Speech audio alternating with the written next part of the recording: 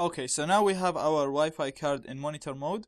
We can sniff all the packets that are within our Wi-Fi range, even though they're not directed to our device, and even without connecting to any network, even without knowing the password or username to the network. So what tool we're gonna use? We're gonna use a tool called Airodump.ng. It's part of the aircrack suite. It's a packet sniffer, allows us to capture all the packets around us. We can run it against all the networks around us, so we'll collect any packet that are within our Wi-Fi range, or we can run it against a certain AP or access point, so we'll only be collecting packets that are coming from a certain Wi-Fi network. We'll see how we run the program first. First, you need your Wi-Fi card in monitor mode. I have it now in monitor mode, and the name of the Wi-Fi card in monitor mode, it's 110. So we'll just clear this, and we will run Airodump ng and mon0. It's just as simple as that. Mon0 is the name of the Wi-Fi card that has monitor mode enabled on it. And now you can see it's starting to list all the networks around us. Another use of Airodump.ng is to identify all the networks around us and to identify all the connected devices to these networks.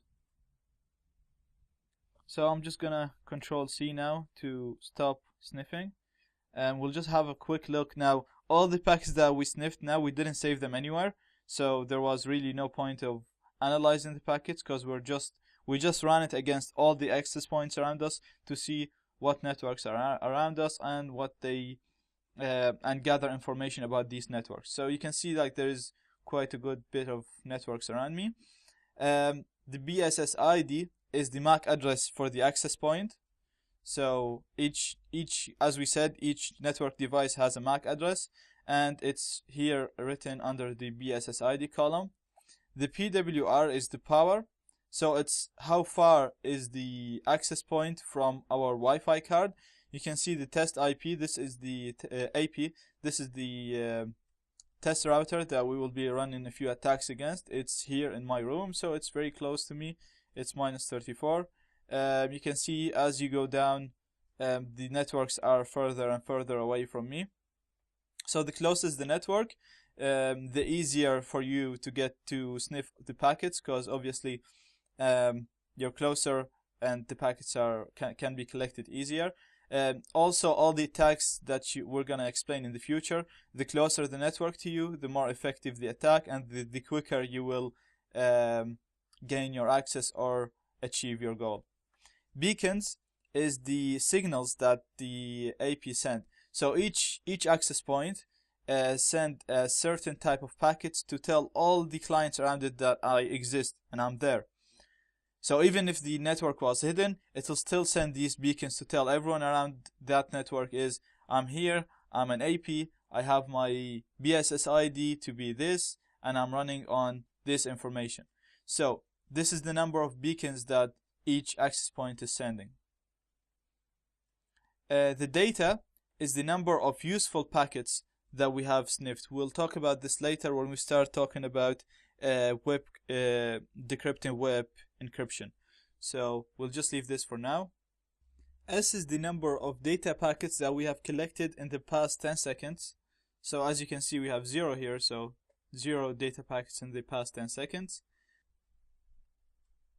Channel is the number of channel that the access point is broadcasting on.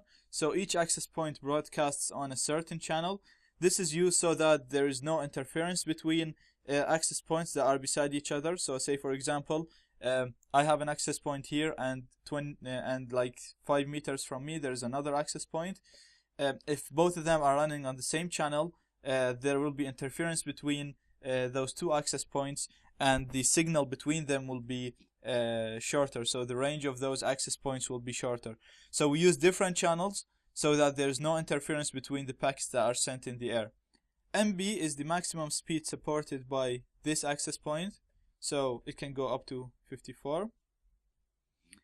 Ink is the encryption that's used in that access point. So we see the encryption here is web, here is WPA2, here is web again, we have WPA here, And if it's an open network, you'll see OPN here in the encryption.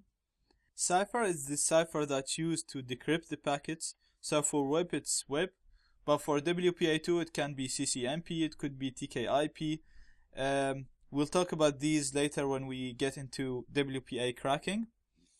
Auth is the type of authentication that's required for this access point. So we have PSK, pre-shared key here.